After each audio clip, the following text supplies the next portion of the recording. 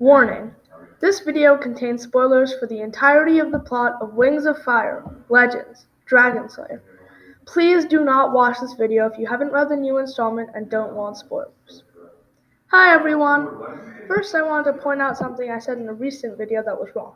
There will be a Wings of Fire TV show, not a movie. One of my viewers kindly pointed this out to me and I just really want to thank them. Also, some of my timeline placements in my part 1 version of this video may have been incorrect. That said, this video is my Dragonslayer part 2 chapter by chapter breakdown, where I will individually do a breakdown of every chapter in part 2 of Wings of Fire Legends Dragonslayer. Please give me feedback so I can improve on my channel and my videos in the comments below. Part 2 is from chapters 10 to 22, or pages 151 to 299, and is not split evenly between the three protagonists, with Leaf having an extra chapter at the end. Chapter 10. Ren. Chapter 10 starts with Ren describing how the last few months had gone. They had traveled up the north to the most northern part of the Claws of the Clouds mountain range and the Sky Kingdom Peninsula. The two discovered some villagers where them puny scavengers were relatively safe. This is interesting because we've never actually seen or heard about these villages before. After this time in the Sky Kingdom, they go down south to the eastern coast of Pyria. We then hear about Ren and Sky's hybrid language, a mix between dragon and what she'd started to call human. This is actually really cool.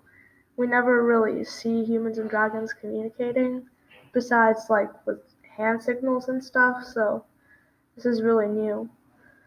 This chapter then tells us about how Sky started learning how to fly, even managing to carry Ren for a few minutes before crashing. Next, they follow an unnamed river to the rainforest, but it made strange noises and was difficult to fly into, so they avoided it and continued to explore Pyria until Sky was a proficient flyer, going back to the indestructible city to restock on supplies every now and then. After this, they go back to the indestructible city again. Undauntable asks Ren to live in the city. Ren, of course, denies his request, but he doesn't give up. Eventually, Ren is able to leave with her supplies. Chapter 11. Leaf. Chapter 11 begins with Leaf being congratulated and commended on his success of accurately copying the dragon map of the Sky Palace from Master Child's study. Mushroom, the brother of Thyme, who's one of Roland's friends, asks how a specific section was a prison if it was just a bunch of columns. This is, of course, the Skywing Arena from the Dragonet Prophecy, which you all probably know about. Roland thanks Leaf and tells him that their plan might actually work now, and tells him to go back to studying. The next day, without anyone knowing, Mushroom steals the map so that he can illegally go to Scarlet's palace and get the treasure for himself. Nobody notices until the next day, when Roland tells Leaf that the map is missing. They realize that Mushroom had to have stolen it because he was missing too, and the map was too well hidden for anyone else to have taken it. The two start frantically discussing what their next course of action should be. Unfortunately, they are overheard by Crow and Gorge, the two other Dragonmancers. After some motivation, they are forced to tell a version of the truth. Mushroom went to the dragon's palace to steal their treasure. Crow was very scared, and he started telling everyone how the dragons would follow him back to Talisman and they would all be on fire by the next day. However, Gorge tells them, you could follow him and bring treasure back to Talisman. If you're noticing the slightest bit of hypocrisy here, you would be right. The Dragonmancer's excuse is that Mushroom started this, and that these were simply the consequences. The Dragonmancers also required insurance, so they decided that they would sacrifice Grove to the dragons for made-up reasons. And the Dragonmancers even tease at Ren's fate here, telling Rowan, who was Ren's older sister and knew, I know you remember, don't you, dear? About their last sacrifice. Soon, they were off to the Skywing Palace, Leaf, Rowan, Thyme, and Cranberry, all determined to save Grove and kill the dragons.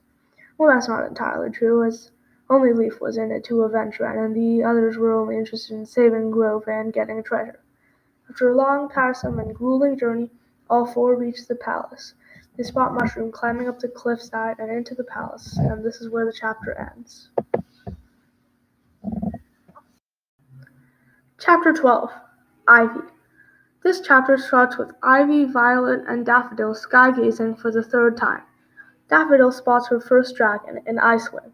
Remember how Ivy's was a Nightwing? You could even call them polar opposites. That's not funny.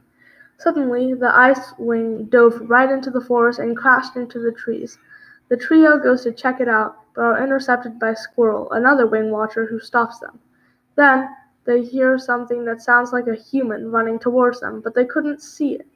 Soon it was in front of them, and it revealed itself to be Stone. Stone had been riding the dragon, who kept resisting. Finally, it crashed into the forest to get rid of Stone. Stone also tells him about his invisibility chain, which enabled him to ride the dragon. This is a new piece of Animus-touched sandwing treasure that we've never seen or heard of before, so that's pretty exciting. Violet asks where he was and why, and Stone responds that he had a dream in which their youngest sister, Rose, had survived the Sandwing stronghold. Rose is, of course, Flower, Smolder Scavenger first introduced in The Brightest Night. The last words in this chapter are Ivy's, asking who Rose was. Chapter 13. Ren. This chapter starts with Undauntable asking Ren to marry him. Ren denies him, and the two have an argument about how you cannot buy people, and that money isn't everything to everyone. Let's remember that Undauntable only really wants to marry Ren because of Sky's priceless skills. Ren turns around to leave, but a huge sandwing, otherwise known as General Sandstorm from The Brightest Night, arrives over the indestructible city. The indestructible city prepares its battlements for a fight.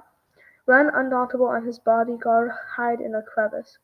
Contrary to Undauntable wishes, Ren rescues 4 small children and brings them into the hiding spot. The dragon kept flying over the city, yelling in dragon, and dodging the city's flaming projectiles. The city believes that it's a full-scale dragon attack, but Ren understands his shouts and knows that he is merely scouting their defenses to attack later with a larger force. This is proof that Ren is nearly fluent, if not completely fluent, in dragon. We also discover that Ren knows about the Great War of Sandwing Succession. Ren leaves in disgust after this. After meeting with Sky, Ren learns that Sky found something really cool. Ren rides on Sky as they fly all the way over the desert to a massive dragon city that I believe to be the town of Possibility, due to the abundance of different dragon tribes. After yet another argument, this time a short one, Ren decides to let Sky visit the city in the morning. Chapter 14. Leaf. This chapter begins with Leaf being woken up by a roar. Soon, Leaf realized that there are a lot of roars. The dragons were enraged, meaning Mushroom had stolen some treasure. Suddenly, they spot a human running towards them with a treasure sack. The group welcomes Mushroom, but are greeted by the end of Mushroom's blade. Okay, that's a little exaggerated and dramatized, but anyway. Mushroom, being the selfishly paranoid idiot that he is, refuses to give up a single piece of treasure, even to save Grove's life. Mushroom instead throws a piece of treasure coated with mirrors to Thyme, his own brother, to attract the angry Skywings to him. Mushroom escapes, leaving Thyme with Skywing attacking him. Leaf sees this as a perfect opportunity to do what he came for, to avenge Ren. He stabs the Skywing in the heart, but his skill is easily deflected. Remember how Starflight says it's very difficult to cut off a dragon's head? Turns out this applies to the rest of their body as well. But I mean, really, what were we thinking? A puny scavenger couldn't kill a dragon for any reason. It's just impossible. But I guess that's what Oasis thought too. Anyway, Scarlet lands and commands the Skywings to take the scavengers for the arena. Chapter 15. Ivy. This chapter starts with Stone explaining who Rose was in his cave. She learns that Rose was her aunt, that Rose climbed in to steal the treasure when the 3 of them tried to steal Oasis's treasure. When Oasis stopped the scavengers, Rose was injured. Her brothers were too busy escaping to notice that she had survived, so she buried herself in a sand dune, hoping that she wouldn't be found. She was, but by Smolder, who took care of her. Her brothers, however, thought she was dead, and it changed them both. Well, sort of. Heath didn't really care, but losing Rose crippled Stone. Stone explains that he had a dream in which Rose was alive, so he left for Burn's stronghold in search of her. Stone then goes on to explain how Heath destroyed the world by stealing Oasis's treasure. Dragons and humans once coexisted almost peacefully, he explained to them. Humans were eaten once in a while, but the dragons never cared enough to burn down a whole village. But then, by stealing the treasure, Heath had shattered that relative peace by giving the dragons a reason to have revenge on those evil little puny scavengers. You also have to look at this from the dragon's point of view. How many thousands of dragons died so that some irrelevant, greedy, puny scavenger could have some treasure? Like, seriously, what the hell, man? They also realized that people were actually banished so Heath could protect his image, not because they were acting unsafe. Also, they still don't know that Heath lied and that Stone was the actual Dragonslayer. Then they come up with a brilliant idea to return the treasure to the Sandwings and begin to hatch a plan. Chapter 16. Ren. This chapter is pretty short and begins with Ren and Sky observing and admiring a dragon city that I believe to be possibility from winter turning. I believe this because of the location and the fact that it is inhabited by sandwings, skywings, and mudwings. Sky eventually convinces Ren to let him go into the city. Ren is worried, but Sky won't change his mind. Ren warns him to be back by midday, but he isn't. Ren manages to convince herself that Sky just got distracted by something and would be back soon. After hours and hours of waiting, Ren realizes that Sky isn't coming back. Something has happened to Sky and Ren was going to save him. Chapter 17. Leaf. Chapter 17 starts with Leaf waking up in a Skywing prison that seems akin to the one Kestrel and later Queen Ruby was imprisoned in. It was filled with Leaf, Rowan, Thyme, Cranberry, a human named Cardinal, a human named Arbutus, I think that's how you say it, and a variety of animals that included cows, goats, chickens, foxes, beavers, squirrels, deer, and bobcats. Cardinal explains to them Queen Scarlet's arena, and how the humans would be split up for the kitchens and the arena. Though they try, the four cannot escape the prison. The dragons just leave them there for a few days, throwing in food and adding and removing animals. Then it's time for Scarlet's birthday, and with that comes her feast. It should also be mentioned that at this time, the Dragonettes of Destiny have been captured by the Skywings and were currently in the arena prison. Two dragons come back and forth from the palace to the prison many times, bringing animals to the palace every time until all of them were gone. Suddenly, the two dragons returned and picked up two humans for the feast. Thyme, and then the dragons chose him. Chapter 18. Ivy. This chapter starts with Ivy describing how nobody had ever seen any of the Dragonslayer's treasure before. He always seemed to pay in favors.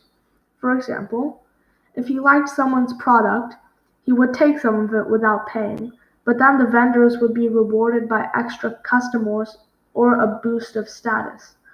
While Violet interrogates the vendors, Daffodil tries to get her grandmother to answer, but she was no help. Ivy tried to find it in their cave, the treasure, but couldn't. They decide that it must be hidden somewhere in the old village. So Violet does some blackmailing and gets the Wing Watchers to help. But it turns out that they had already looked multiple times. Little do the trio know that the people banished by the Dragonslayer, well, some of them, lived in the old village, as it was banned to travel there so they wouldn't be found. Soon, they arrive at the village, which is described as a charcoal painting of devastation by the book. They decide to follow some footprints, which lead to two of the banished fugitives, who were actually former Wind Watchers, Pine and Azalea. Pine is pretty nice to them, but Azalea has a clear hatred for the Dragonslayer, and by extension of that, a clear hatred for Ivy. But the five correctly theorize that the Dragonslayer's father was a blacksmith, so they check the blacksmith's house for treasure. In the smithy, they find the holding place for the treasure, but everything had been moved. Well, everything but one of the dream visitors, which just happens to be the one mentioned in the Hidden Kingdom to have been lost with the Sandwing treasure. Chapter 19. Ren. This chapter opens as Ren creeps around Possibility, searching for Sky. She sees two dragons arguing. She doesn't understand all of the dragon words, so I've decoded what I think they were saying. The first dragon said, "Don't be an idiot. Stick with Burn. She's going to win. We all know it." The other dragon responded with, "I don't know. It sounds all right in the scorpion den with the outclaws in charge." The first just muttered some insults that are not explicitly stated, ending this conversation. This conversation also helps to make certain this is not the scorpion den, which makes it even more probable that they are in Possibility. After walking around the city for a bit, Ren sees some animal cages, and soon the realization dawns upon her. Sky was caught by the shop owner for trying to free those animals. She follows a trail of blood, not Sky's blood though, to a house where she overhears this part of a conversation between the shop owner and someone else. "What happened to that dragon? Did he pay for the lost animals?" "No," then some other dialogue. "Very strange, though. Someone did offer to buy him from me. Was it enough to cover it?" Which means the damage and the animals. "More than enough. Don't know what they want with him, though. Weird, scrawny, and obviously a troublemaker."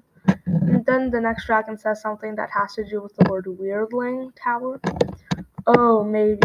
Kind of feel sorry for him if that's it. Maybe the general will let him go." This seems pretty unlikely, so maybe I've misunderstood. Maybe she said Prince Smolder might let him go. But I'm not sure Smolder would do that, because he'd be punished by Burn. "We'll know when we see them fly back to the stronghold tomorrow. He'll be with them, or not." Then, this conversation becomes somewhat irrelevant, so I won't talk about that. Ren realizes that Sky's captors were Sandwing soldiers, so she climbs up a tower to find their position. She spots army tents, so she scrambles down the tower and runs over to the encampment.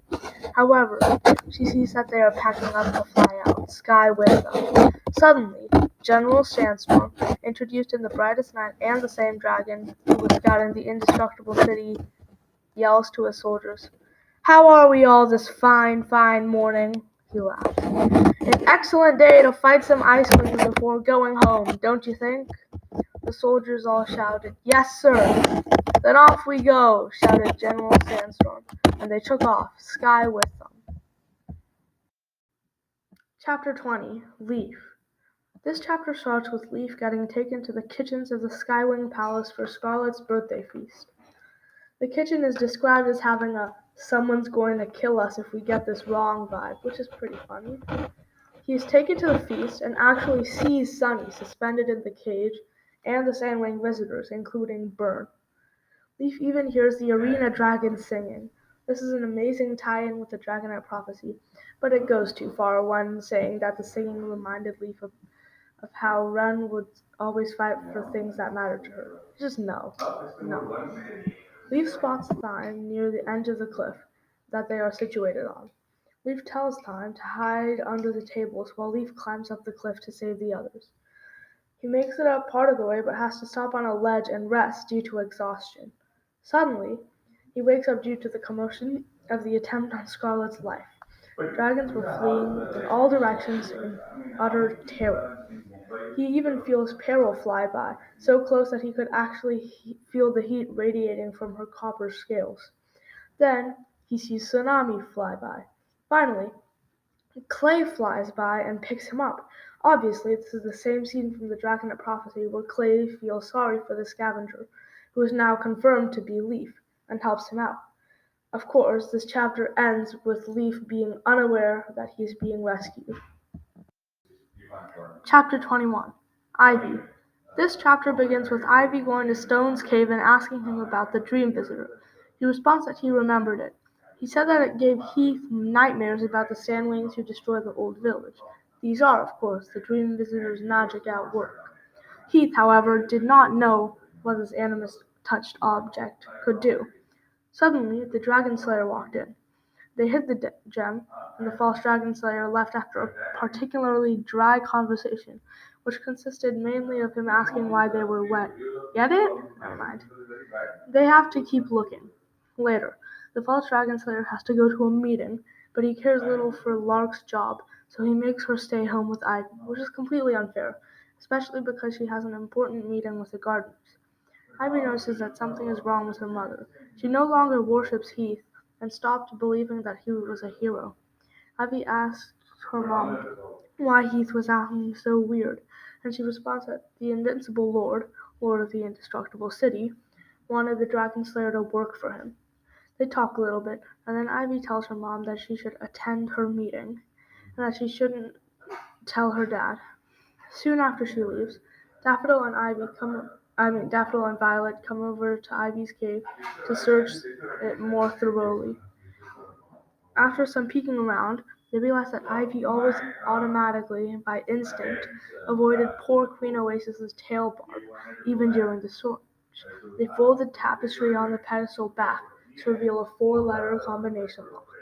They try all sorts of things, ranging from words associated with dragons to words associated with treasure. Some examples of these words are lark, sleigh, tail, barb, book, love, claw, wing, fire, gold, gems, rich, rose, evil, and ivies. However, none of these seem to work. Then they come up with the correct password, mine, and it as in, this treasure is all mine. They decide to leave the treasure until they have a plan to get it back to the Sandwings, ending this particularly exciting chapter. Chapter 22 Leaf. Fun fact: if not for this chapter, Part 2's chapters would be evenly split among the protagonists, but I think Leaf has one less chapter in Part 3, which keeps the whole book evenly split, I think. This chapter starts with Leaf being rescued by Clay. Of course, these scavenger bullies have no idea that dragons are something called sentient. Leaf is terrified, but Clay helps him escape, which leaves him completely dumbfounded. More like the scavengers aren't sentient. He starts to head back to the others, but he encounters the throne room. He sees Scarlet right after her ordeal and injuries, and we finally get a scene on how Scarlet is, quote-unquote, saved by Byrne. She was unconscious and breathing heavily. Suddenly, Byrne appears with 4 Sandwing soldiers and orders them to bring Scarlet back to the stronghold. Byrne then flies off, with the 4 soldiers carrying Scarlet right behind her. He runs into a kitchen and encounters a young Skywing dragonette who he communicates with to give him the key to the prison so he can free the others. He learns that Cardinal and Arbutus didn't survive the arena, and then Rowan tells him the truth about Ren. Her parents found the books Ren stole from the Dragonmancers in Rowan's loft, and Rowan told them it was Ren who stole the books. Because they knew it, she was sacrificed. Then he realizes that Rowan lied to him, so he decides to leave the group and go find the Dragonslayer. This is the end of my Dragonslayer Part 2 chapter by chapter breakdown. I hope you enjoyed it, and I'll see you all in the next video. Don't forget to leave a like, subscribe, and tell me your thoughts in the comments below. Thank you for watching!